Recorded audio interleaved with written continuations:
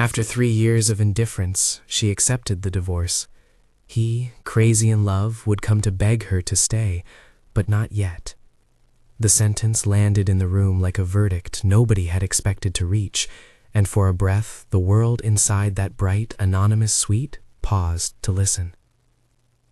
Xuan set the folder down on the coffee table with a calm that felt deliberate, like a woman who had practiced composure until it stopped being an act.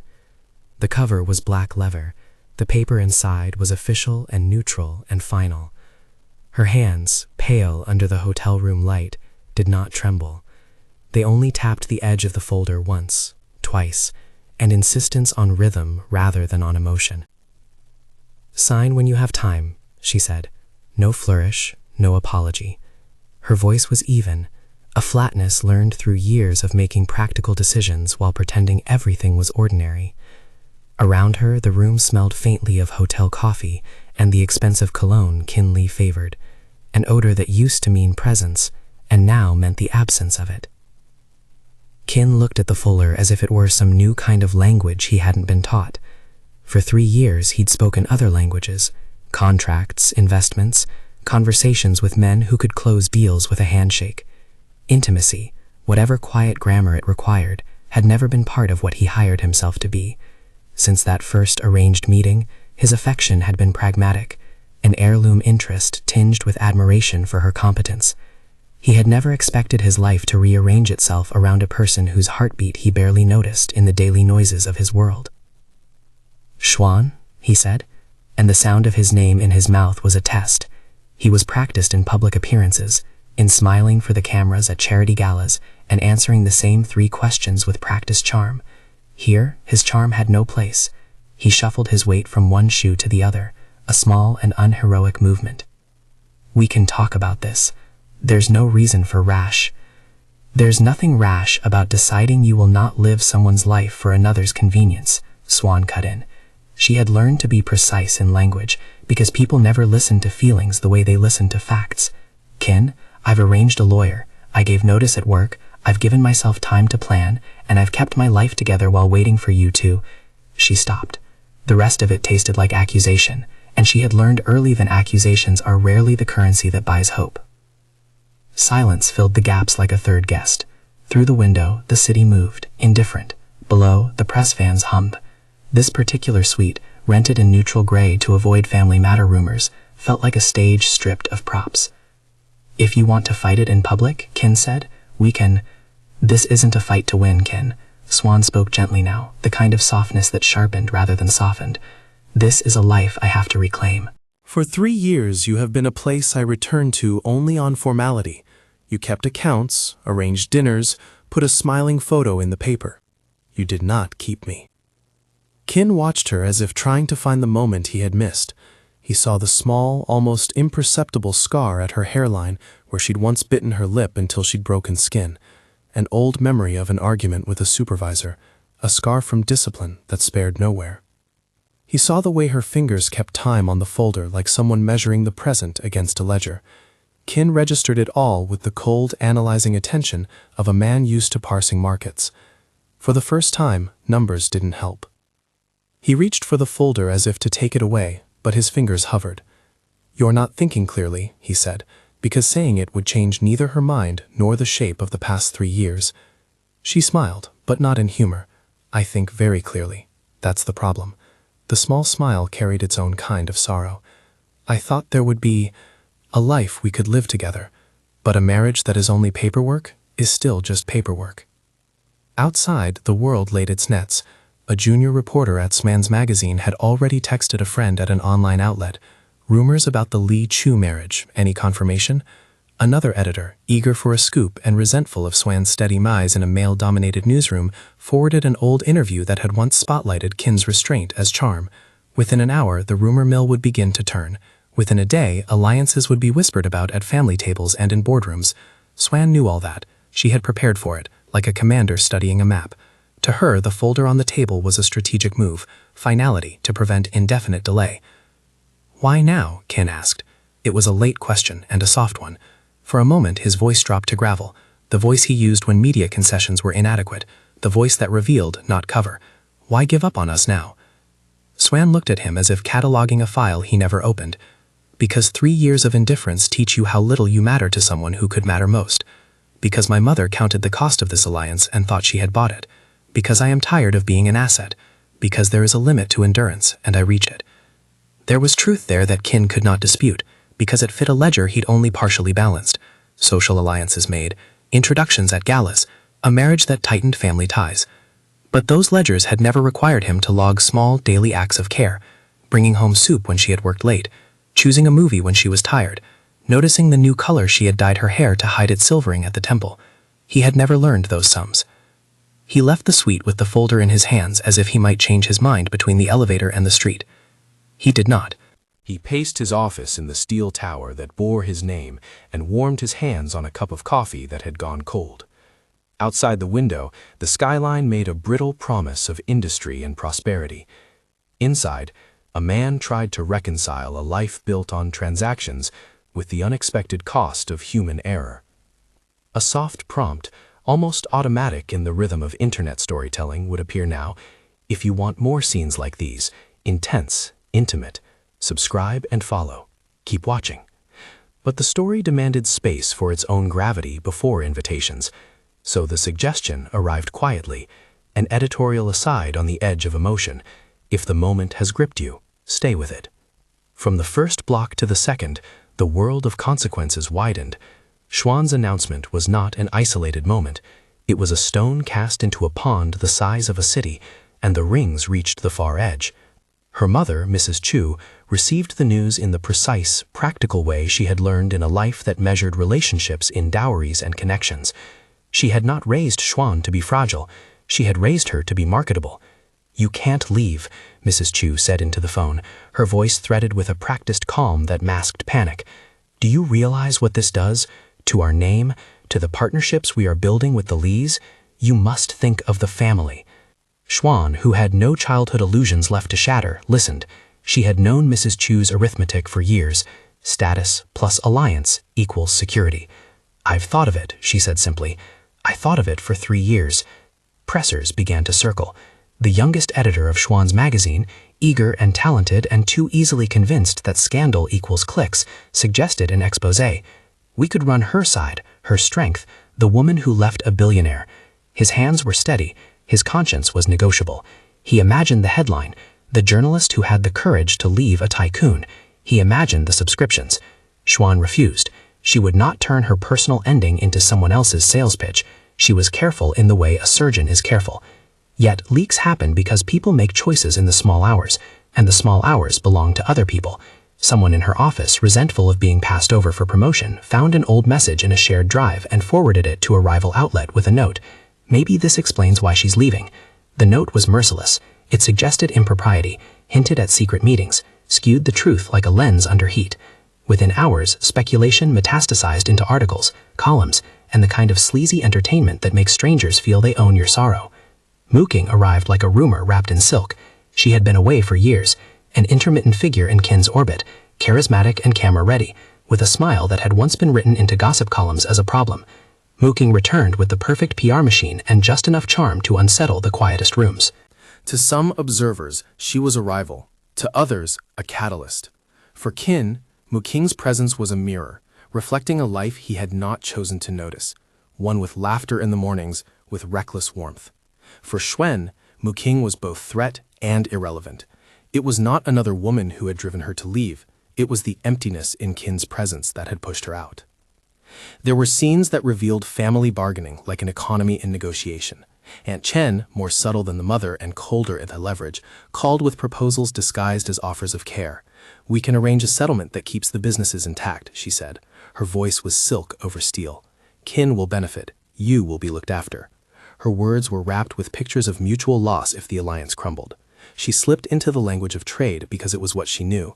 Xuan, who had been shaped by a childhood so fraught with transactions that affection had often read like currency, heard the offer and saw the ledger beneath it. Keeping the marriage might buy a quiet life, a soft retirement of respectability. Leaving it guaranteed independence and a future she had to build alone. At the office, Xuan walked with the composure of someone who had rehearsed her grief into a tool. Her colleagues watched as one watches a political candidate in crisis, calculating, opportunistic, sometimes awed. A lie, a confidant who had turned from friend into the kind of person who offers shelter instead of solutions, waited outside the building with a cup of tea in his hand. He had known them since they were young reporters tracking municipal meetings, arguing over whether a good story was one that told the truth or one that moved the needle for readers. He remained loyal not because he believed in grand gestures, but because he understood how the smallest kindness mattered. "You'll be okay?" he asked, not daring to offer platitudes. "Everything I have planned is worse than okay," Xuan said. Her humor was a small shield. "I'll be inconveniently fine, thank you." At a cafe near the office, Qin gave an interview that the PR machine cleaned until it glowed. He spoke of mutual respect, of gratitude for years together, of admiration for Xuan's career. Cameras flashed. On screen, he was the epitome of control. The cutaways showed fans and commentators noting his restraint, his elegant words. But in the footage he left unsaid that he'd spent more nights negotiating mergers than listening to a wife who kept the midnight light on, who answered when his phone landed with bad news, who sometimes needed only to be noticed. As leaks widened, someone produced an old video clip, Qin at a foundation event, quietly smiling as a visiting dignitary praised his family's strategic alliances. A caption on social media read, "Lee removes emotion from decisions, business efficiency over people." Comments poured in, swift as rain. Some praised Qin's integrity, others painted him as cold. The narrative that Xuan had finally refused to be a part of was no longer solely about a private marriage. It became a public discussion about what we expect from people who hold power. For Xuan, the exposure was both weapon and threat. She had no appetite for martyrdom. She had learned early that the public's sympathy was as volatile as stock prices. She also knew that once the affair was out in the open, Mrs. Chu and Aunt Chen would spin. They would emphasize loss and negotiation. Their language would attempt to make her the villain. "Don't let them rewrite it," Alai said. "They'll make you the reckless one. They always do." Xuan folded her hands around the cup and let the warmth anchor her. "Let them say what they need to say," she replied. "I didn't marry for a spotlight. I left for something less flashy, my life." In private, she revisited shadows most people didn't know. The long afternoons waiting for parents who were transactional in their love, the whispers that shaped who she believed she could be. Adoption was a word she used rarely, like a punctuation mark in a life story others read without following the margins. It had been a discreet, unromantic process. Arrived to a new household, learned to measure approval against achievements. The adoption's quiet influence had taught her to be pragmatic, resilient, and to love scantily. She had not learned to be nurtured. She had learned to perform reliability as survival. At night, alone in a small apartment that smelled of laundry and old books, she reviewed the artifacts of a life she'd kept in order. Unpaid invoices of past therapists, the small notebooks where she had kept lists of practical goals that steadied her when relationships fell apart. People assumed that those who left powerful marriages did so for moral clarity or romantic flourish. But Xuan left because endurance had a limit, and because she measured value differently now. She wanted a life in which she was not a bargaining chip. Qin's realization took its own slower path. He began with public gestures, funding a scholarship in his name, making a statement disavowing the press, meeting with Mrs. Chu and Aunt Chen in public to offer reassurances, but the gestures were as much about preserving appearances as they were about undoing absence. When Mrs. Chu accepted a cushion of money as a temporary solution, and Aunt Chen accepted a softened public statement for their mutual networks, Qin felt a hollow kind of success. The problem was not the public face, it was what the cameras couldn't capture, the small, personal failures. His first private misstep was a late-night text. He had always relied on messages as a minimalist form of contact, efficient, tidy, easily archived.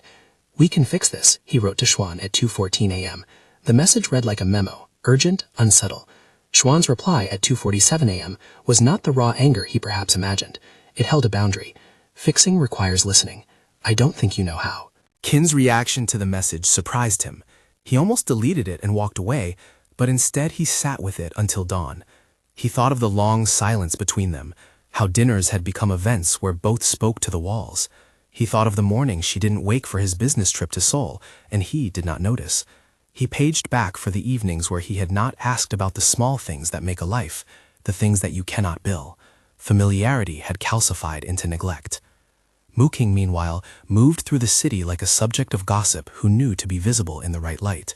She attended a charity event where Qin's foundation held a benefit. Cameras found them near the edge of the ballroom, smiles curated, laughter recorded. Tabloid columns wrote captions about temptation and timing. The public loved the drama of nearly interchangeable characters, billionaire, socialite, scorned wife. But human stories never fit neatly into headlines. Muking tried to be more than rumor. She sought Qin in a place where the press lights dimmed, the back corridor of the charity hall, where staff moved like ghosts. "You look tired," she said to him. Her eyes were careful. She had learned how to be heard by angels of influence. "You shouldn't let her leave. She's not the sort of person you can replace." Qin found in her words both a reflection and a smudge. He had always thought he could replace any deficiency with a plan. Muking's argument contained an honesty he had neglected to consider, that what you overlooked might once have been everything you needed. And yet the story was not simple. Muking had her own reasons for returning: debt at her family company, a need to find shelter under a familiar patronage. Her motives were not all noble. Her timing was strategic. For Qin, she became a catalyst, someone whose visible fascination made him notice the void Xuan occupied. For Xuan, Muking's visibility was a contamination, gossip wrapped in silk. As the second act gathered steam, the stakes shifted. Boardroom conversations took on an emotional tone they had not had before. Deals that had nothing to do with personal life were suddenly colored by who sat at a marriage table. Investors whispered about stability when the Lee's alliance seemed uncertain. Qin's reputation, once carefully curated, now required mending in small and urgent ways. He started by intervening at work, a raise for an employee who had been threatened with firing after rumors about their loyalties leaked. It was a modest act, not because the financial cost mattered, but because small gestures could ripple into changed perceptions. Xuan watched these small corrections from the distance she had chosen. They were gestures that could not rewrite 3 years. They could not unmake the nights she had counted and the days she had stored like supplies, but they were promises, and promises could be the seed of change if tended. Her most decisive act was practical and unequivocal. She signed. The papers were ink and paragraph and clause, the legal architecture of a life undone on paper, made clean by the precise language of law.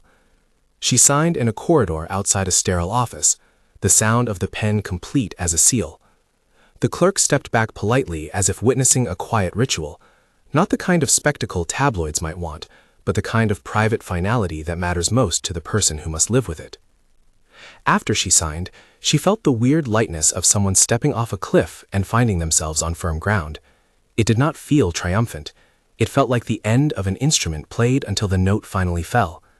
There was grief, yes, but also the resoluteness of someone who had finally followed the map she had drawn for herself. Qin found out about the signature like everyone else, by noticing the quiet absence of rumor that had once buzzed with his own denials. He paced the hallway of his building, the folder that had sat untouched on his desk now heavy in his mind. He thought of the coffee cup in his kitchen he had never thrown away, of the sweater on his couch that still smelled faintly of her perfume. He felt, suddenly and with a physical kind of pain, the shape of what indifference had cost him. He made a phone call that afternoon, not to lawyers, not to the PR team, but to the number he used when he wanted to hear a voice without artifice. "Xuan," he said when she answered, and something in his tone stripped away the surface grammar he had used to live in. "I need to see you." Xuan listened. She had arranged everything with a practical thoroughness that left little room for surprise. She had scheduled meetings, handed in her resignation, prepared her bank statements, and packed a small bag of things she wanted to keep of her married life. A photograph in a frame where the two of them had looked younger and less tired, a book Qin had given her on a second-hand whim. She felt the tug of those attachments like threads she could choose to cut. "I don't think that's a good idea," she said finally. "You had time to show up before, you didn't." "I know." His reply was a concession without an argument. "I know I didn't, but I'm here now, and I'd rather be late than never." She hesitated because she had made a life of deciding things on clarity, not on supplication. His presence now felt like an interruption to the life she had planned, not an intervention she had asked for, but she also felt the human longing that made it hard to close off the possibility of conversation. "Then say something that matters," she said. The tone was not cruel. It was the tone of someone who had rehearsed boundary into its finality. "Don't tell me how sorry you are. Tell me what you will do different and how I will know."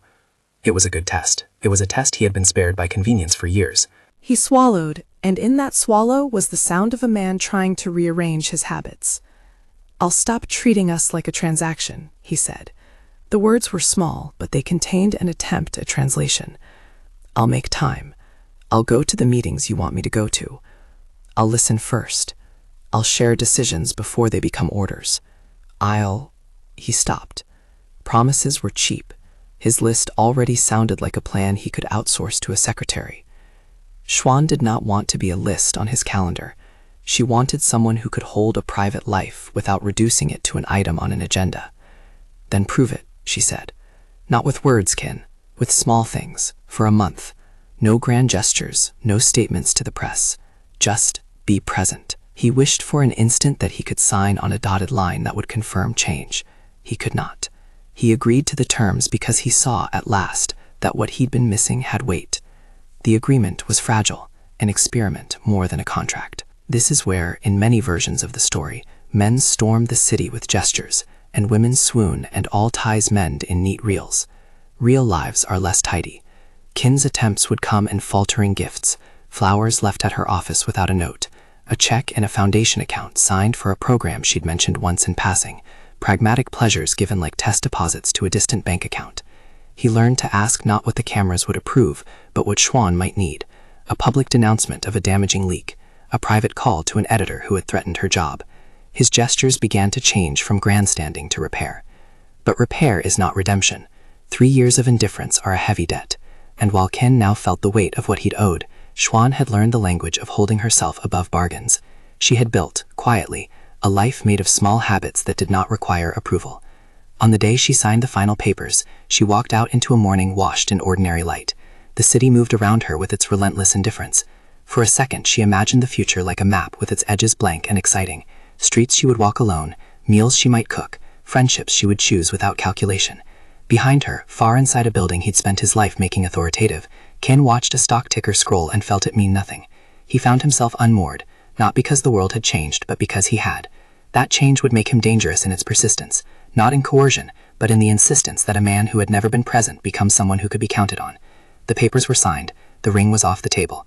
The world would loudly insist on tales and villains and victims. Xuan had planned for the noise. For her, the real noise was what remained after the cameras had left. The days she would fill with work, with the sound of a kettle boiling, with the careful building of a life that required no approval. The chapter of legal closure closed with the small finality of a stamp on paper. And in that quiet, something else shifted.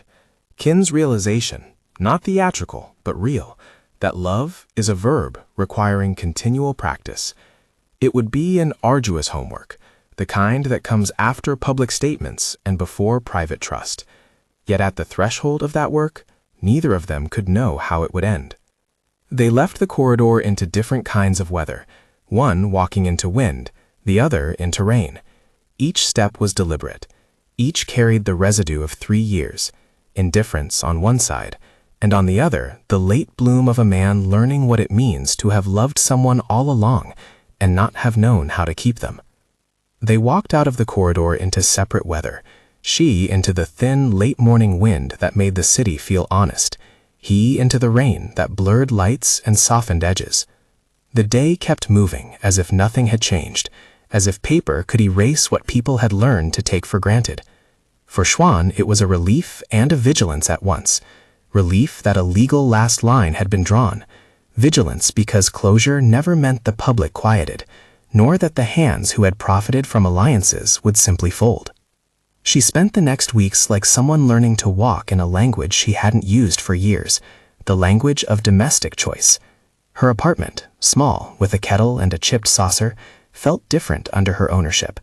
She let the curtains stay closed sometimes and left them open other days, testing how much of the city could be hers without counsel. She accepted an interim role at a digital magazine that respected her newsroom instincts and gave her editorial autonomy without the patronage strings she'd grown wary of. The work was steady and, crucially, hers. At the office, people were polite in the way professional life required, but the underlying currents of gossip never fully drained. A smear here, a hostile byline there. Someone anonymous circulated an old list of guest names from a charity event, implying improprieties. Xuan learned to watch these tides the way a sailor watches weather charts. They warned, but they did not dictate course. A lie was there, a constant that did not demand repayment. He helped when she needed a hand with a meter box or the transfer of a stubborn printer. He brought tea and the kind of quiet that does not turn into questions. Once, in a moment of exhausted humor, she told him, "I used to think independence would feel like victory. Mostly, it feels like a long line at City Hall." "You can stand in long lines," he said. "You're built for them." Mrs. Chu's reaction hardened into a strange anonymity, calls that began careful and ended with clipped bargaining. "Think about the family," she told Xuan, not for punishment, but as an economic argument dressed as sorrow. "There are ties to consider." Xuan, who had learned how to listen to arguments veiled as principles, replied with the steadiness of someone who had measured consequences. "I considered them for 3 years." Aunt Chen, sharper and thinner as an opinion, tried to engineer mediation with a lawyer who could frame a settlement as sensible. "There is dignity in an agreement," she suggested over tea. Dignity in her vocabulary translated to advantage. Xuan declined most overtures. She negotiated some terms, not out of weakness but out of strategy, ensuring financial independence and the clear transfer of any joint accounts.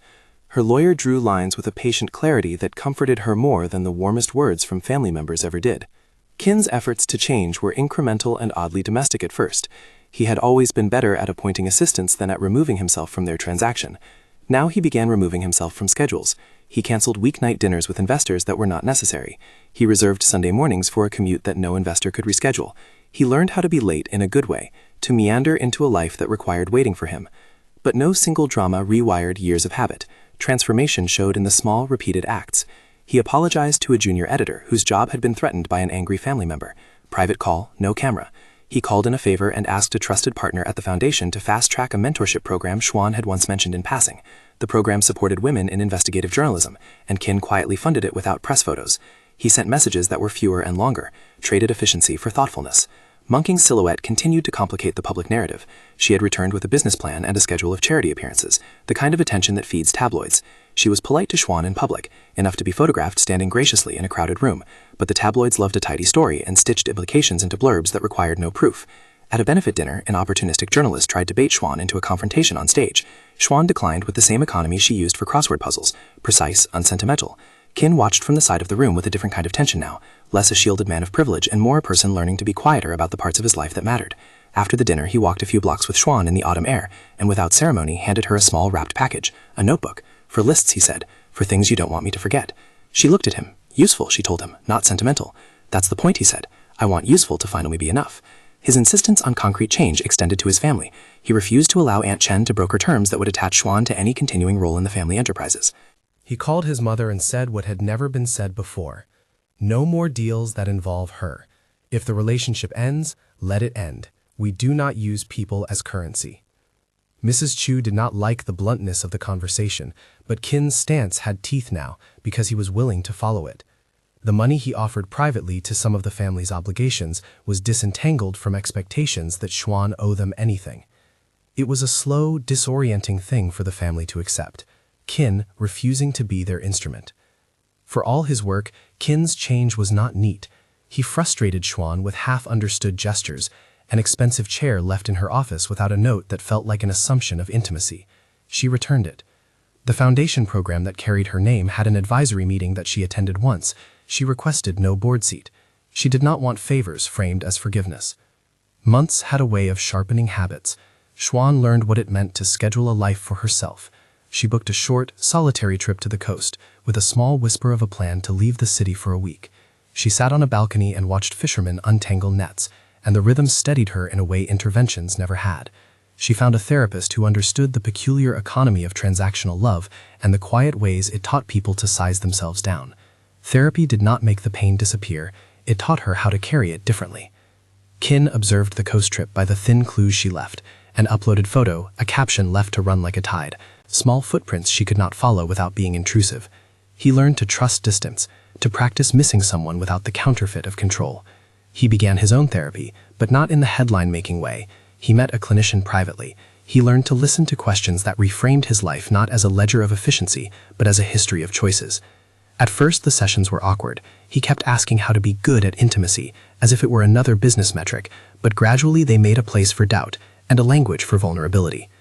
Meanwhile, the press refused to treat the divorce as mere paperwork. An old audio clip leaked, a private conversation between two advisors in which someone, unnamed, had suggested that Xuan's career advancement had been facilitated by the marriage. The clip's tone implied calculation and made its way into columns and comments. The smear campaign was small, targeted, precise in the way digital mobs can be. It expected her to flinch. Qin made his first public miscalculation in response, a statement that read as clumsy but came from a genuine place. Xuan's accomplishments are hers, he said on a filmed charity Q&A. I admire her for what she is, that's all. It was not eloquent, but it was his attempt to use his platform not for image control, but for support. It softened some attacks and inflamed others. Pundits argued about sincerity as if it were easy to see the line between calculated and heartfelt. The nastiest flares came from inside the magazine world. An ex-colleague, let's call him Xuan, leaked an internal memo that misrepresented an editorial decision Xuan had made as nepotism. The memo was a fevered thing, accusations without context, a suggestion that she had used personal ties to her advantage. The piece gained traction because narrative prefers villains, and because the flimsy story had the right sound of scandal. A week later, Xuan found a sealed envelope on her desk with a photograph inside, a grainy image of her and Kinning leaving a private family dinner years earlier. The caption scratched boundaries she did not intend to give. It was a small, cruel thing. It felt like attention that assumed she would wilt. She did not. Kin responded by calling the editor-in-chief, not for spectacle, but to ask, earnestly, that the magazine investigate Jun's motives and retract malicious claims. He did not, now, threaten livelihoods. He requested accountability. He offered a connection to a lawyer who could fairly assess ethical lines for the outlet.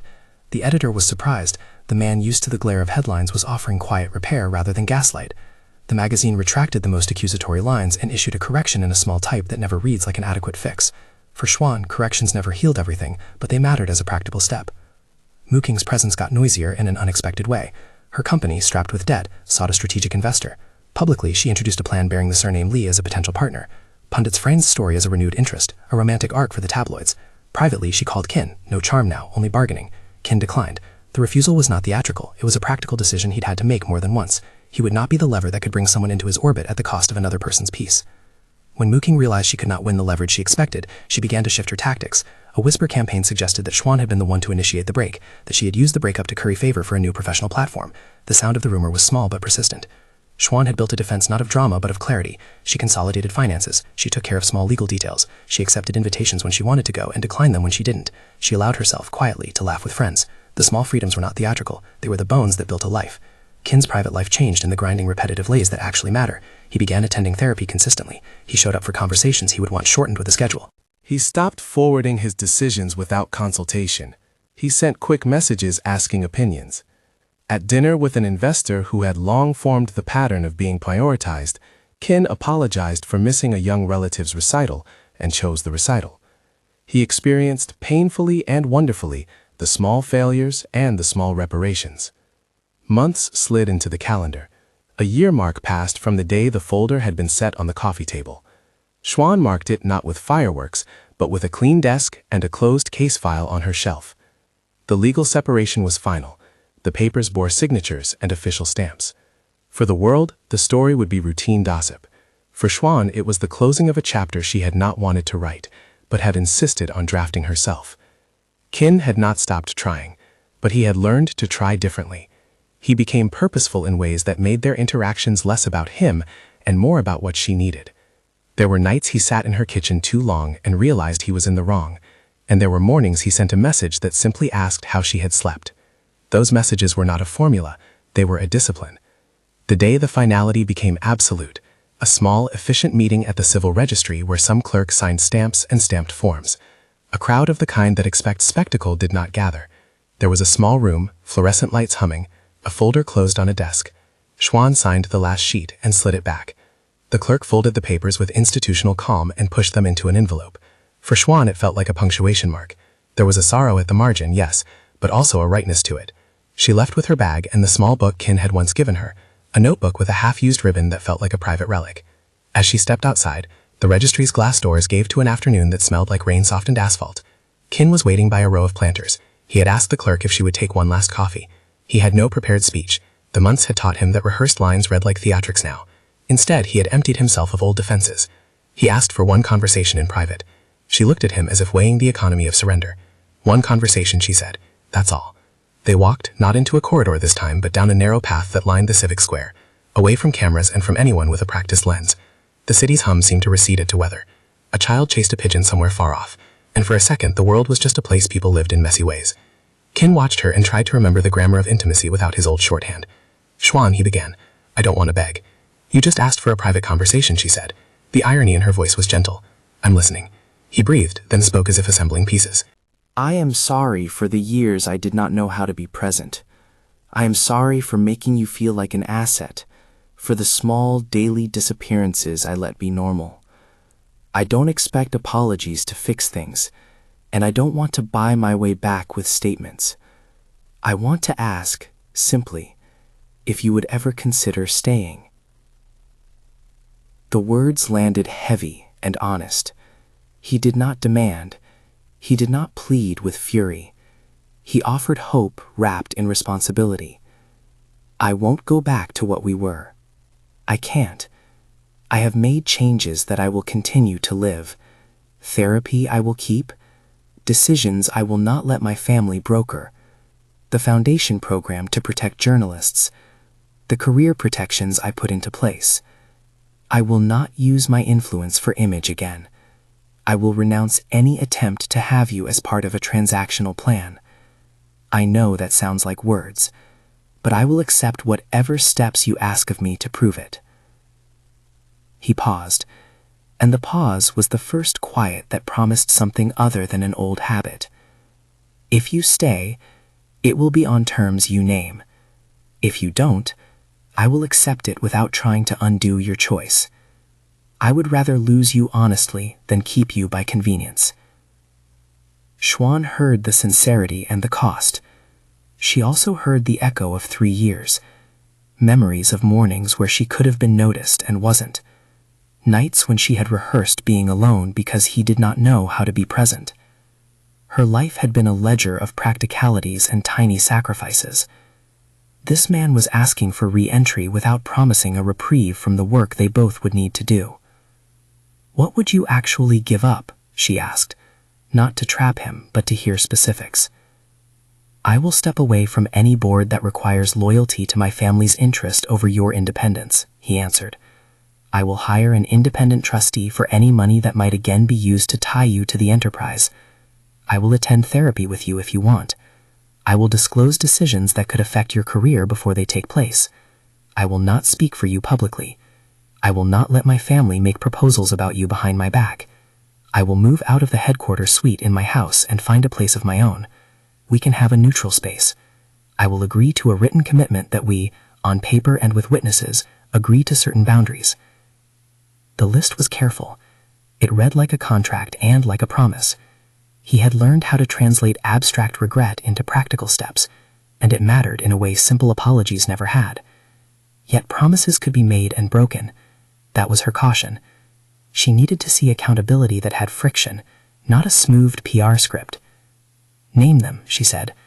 Name the things you will do, and then let me set terms that keep us both honest. No grand gestures, Ken. No press. No last-minute rescinds. If you do what you say but then let it slip when it's inconvenient, the rest of it isn't worth re-entering. He nodded. Name them. She breathed and listed with the precision of someone used to drawing maps. Living separately for a year, a signed witness document about financial independence and no family leverage, weekly therapy sessions for each of them, and a monthly review with a mediator they both agreed upon. A clause that the foundation programs he funded would employ transparent governance and an advisory board where she had a vote if she chose to accept it. An agreement he would not speak on her behalf in public without written consent. That final clause sounds like you plan to speak for me, she observed, mild sarcasm softening the edges. It's because I used to, he admitted. It's my habit. I will learn to stop. She added one more. If anyone, family, colleague, or otherwise, disrespectfully interferes, you will address it publicly and immediately. That goes for both of us. If I am pulled into an ugly story, you protect my career in concrete ways, not by press statements but by action. Legal support, informational blocks, funding for legitimate investigations into leaks. Agreed, he said, and the word arrived with a gravity he had not carried before.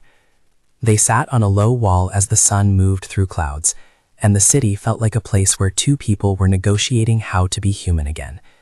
Kin had written up an initial list on his phone, then printed it, not in a public spectacle, but as a document they could keep. He placed it on his palm and handed it to her. Xuan read the lines. The words were sensible, pragmatic, and they were a framework rather than a guarantee. She folded the paper into her jacket pocket as if she were keeping a map. She looked at him and said quietly, "You know I could say yes because I am sentimental, or because I'm tired, or because I worry about my mother. That's not how this works." "I know," he said. "I don't want you to say yes for any reason that isn't yours." Silence settled between them then, the kind that has room for more than one emotion. She felt something like a future that could be visited, and then left again if broken. She also felt the ache of trust, and how fragile trust could be when rebuilt. She had lived with compromise the way others breathe air, unthinkingly. Now she measured it. "Okay," she said finally. "I will try. Not because I believe you are fixed, but because I believe people can learn to stop being who they were when it harmed us.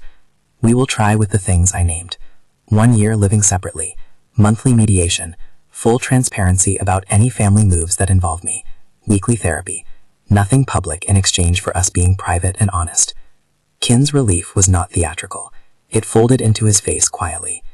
"That is all I can ask," he said, "and I will accept it on your terms." They did not kiss. They did not promise forever. They made an agreement, a modern covenant that read more like governed risk than romance. She placed her hand across his on the paper and held it a moment. Not a return to possession, but an acceptance of the terms she had named. In the months that followed, the mechanics of their new arrangement revealed the hard labor of change.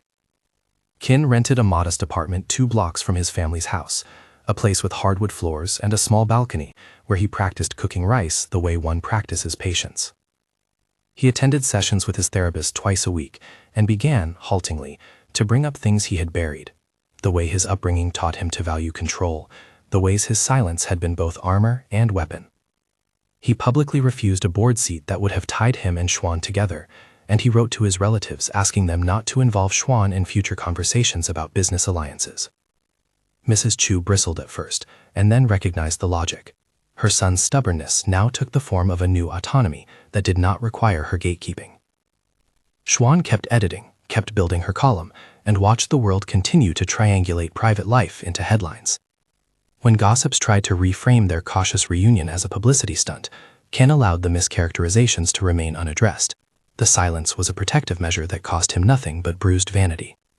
He learned to accept the small, harmless bruises for the sake of a different integrity. There were arguments. Old patterns crept in, tone raised over dinner choices, a defensive silence on both sides that could have hardened into distance. But for the first time they had a common language to name the danger. "Is this a pattern or a reaction?" Kin began to ask, and the question itself shifted the energy of many rows. They kept the mediator's number handy, and when the edge of an argument cut too deep, they scheduled a session and brought the conversation to a third party who had the authority to translate feelings into strategies. Ali watched the cautious rapprochement with a skepticism that softened into relief. "You both look less tired," he remarked one evening when he found them at a quiet restaurant that neither had claimed as theirs. He ordered soup and refused to be voyeuristic. "It's good to see you learning to be inconveniently present." Xuan's mother did not soften overnight. She measured the reunion in social currency, and social currency can reframe even honest acts. But Xuan had drawn her own maps.